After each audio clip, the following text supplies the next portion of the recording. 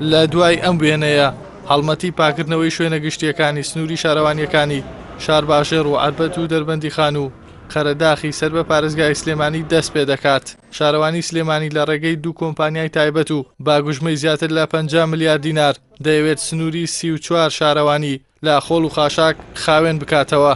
بەپێی گرێبەستەکە دەبێت ئەو دوو کۆمپانیایە بۆ ماوەی 3 ساڵ لە سنووری شارەوانیەکاندا بە بەردەوامی کار بکەن و کارگەیەکی ڕیسایکلینیش لە ناحیەی تەکیە بۆ بەکارهێنانەوەی پاشماوەکان دروست بکەن.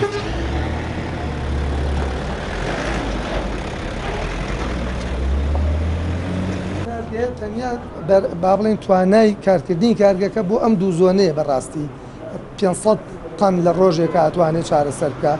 ئەگەر ئێمە ئینشاءڵڵا بارودۆخ باشتر دەتوانین و کارگەیە گەورەتر بکەین بۆ نمونە خەتێکیکەی بەرهەمێنانی تا بکەین بێ بە 1000 تن لەوانەیە لە هەموو سنووری پارێزگای سلێمانیا کێشە نەمێنێ. بەڵام وەکو ناو شاری سلێمانی خۆی کارگەیەکەیەوە هەموو لایەک بیستویانەکە لە تانجەرۆ دروست دەکرێت هەرچەندە ئێستا کێشە لە دروستکردنی کارگەکە بەداخەوە هەیە نازانم لە وردەکارێکەی. بەڵام ئەوەی ئێمە پایبەتە بە بەڕێوەتی گشتی شارەوانیەکان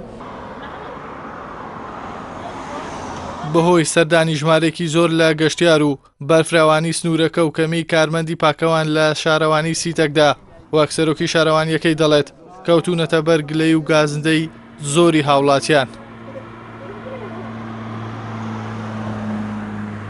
خۆڵ و خاشاکی لێ بڵاو بێتەوە.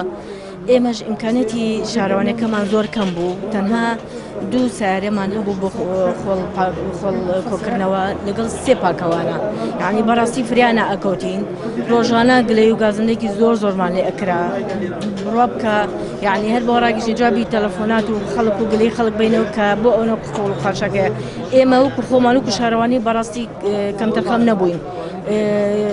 ئێمە هەموو ڕۆژێ داوامە لە ئێمە ڕۆژانە ئیش کراوە، بەڵام وەکو پێویست فرای هەمووی نەکەوتوین، بەڕاستی فرای نەکەوتوین.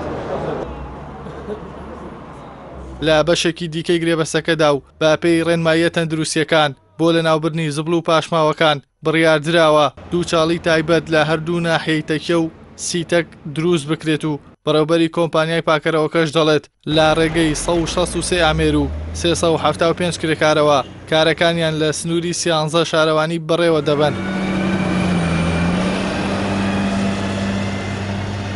توانا و ئیمکانێت و خیبرەیشی کەوا پێویستە بۆ جێبەجێکردنی ئەو پرۆژەیە ئێمە یەکێکی نەو کۆمپانیانی کە لەسەر ئاستی عێراق ئێستا تقریباً بڵێم ئەگەر یەکەم نەبین لە یەکەمەکانین لەو بوارەدا. تێچووی ئەم پرۆژەیە لە سەر بودجەی ساڵی 2016 حکوومەتی هەرێمی کوردستان دابین کراوە. بەوتەی بەرپرسانی شارەوانی ئەم پرۆژەیە هەلیکار بۆ سەدان کەس دابین دەکات و لە ڕێگەی دانانی کارگەی ڕیسایکلینیشەوە دەتوانرێت جارێکی دیکە سوود لە پلاستیک و شوشە و کانزا بەکارهاتوەکان وەربگیرێت. هەروەها بەپێی گرێبەستەکەش دەبێت کارگەکە بە شێوەیەک بێت ڕۆژانە 500 تن خۆڵ و خاشاک جیا بکاتەوە. ئیحسان سابر، کەناڵی ئاسمانی پەیام، ناحیەی سیتەک.